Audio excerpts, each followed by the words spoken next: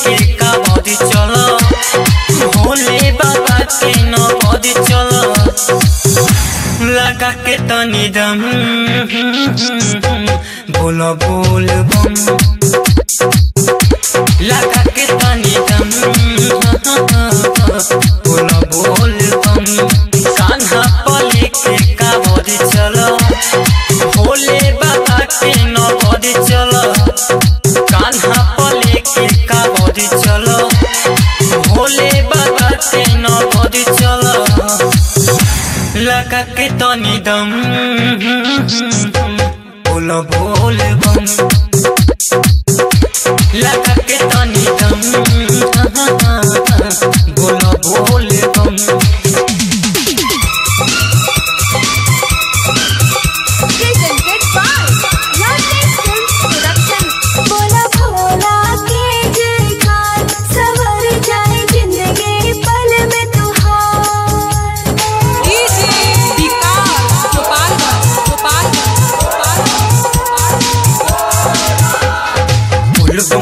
नारा लगावा हो, दुखवा तो भीतर भगावा हो।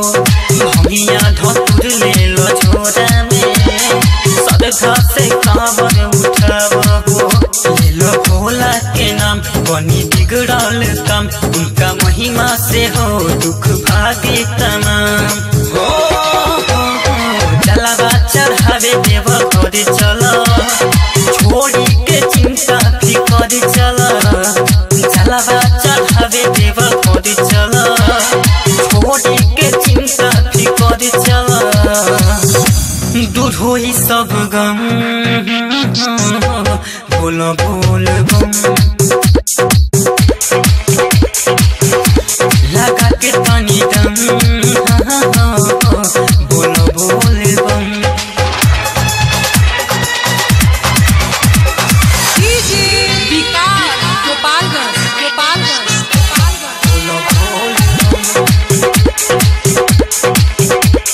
शिव जी के दिल में बसावा हो, कान्हा पर कावड़ उठावा हो। दुख सब देहिया के दूर होई, बाबा पर जलावा चढ़ावा हो। धाम लागी ना दूर, हो जा भक्ति में चूर। नाही होई थकान, रखो बाबा पर ध्यान। दुखवा के करे निसार चला, बाबा से करेला प्यार चला। दुखवा के करे निसार चला, बाबा से करेला प्यार चला। मिट्टी सारा सितम बोलो बोल बम, लगा के तनी दम बोलो बोल बम।